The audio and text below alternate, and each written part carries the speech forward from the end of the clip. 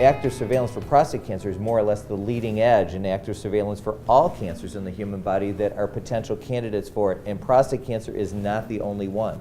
It's the one that we talk about now, but other cancers such as ovarian cancer, lung cancer, breast cancer, believe it or not, are all going to be potential candidates for active surveillance based on some of the newer technologies that are also being used in the genomics and metabolomics as we move forward.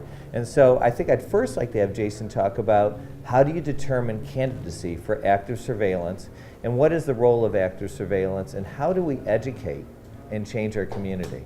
Those are all great questions. Active surveillance is not a new idea. It's something we've had for many years. Right now, 90% of all prostate cancer is being treated in the U.S.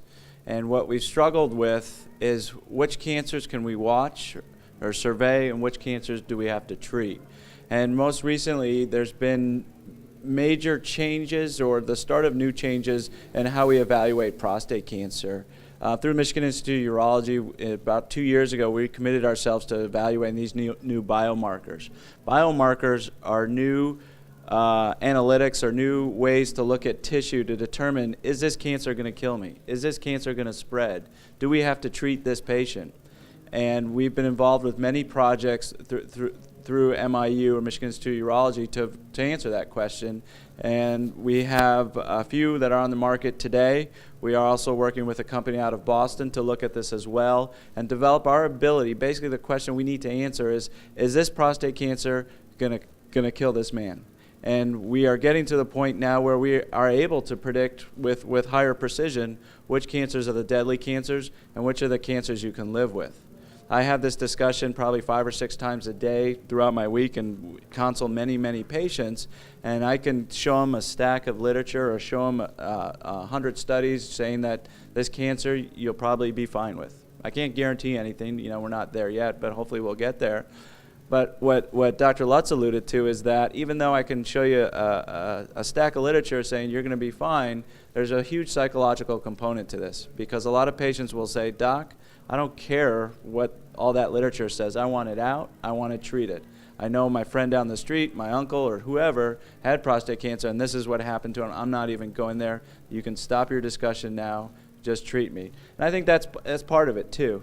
So I think with prostate cancer treatments, you need to adjust to the psychology of the patient, what the patient's looking for. So it doesn't matter that you have the ability to predict it. Some people can't sleep at night knowing they have a cancer that's not being treated. And I think that's important is to develop a treatment plan with the patient that will allow them to move on with their life. Whether it's getting out, whether it's taking the prostate out, radiating the patient, or following the prostate cancer, whatever works for that patient and is medically reasonable is important. When we evaluate a patient for surveillance, we look at PSA Gleason score. And now we do a couple additional things that we've just started to utilize. One is we may consider an MRI. We have a special MRI, multi-parametric MRI, that can evaluate for prostate cancer. One thing Dr. Lutz has spearheaded within our group is a 3D mapping, where we'll actually do biopsies, cover the entire gland.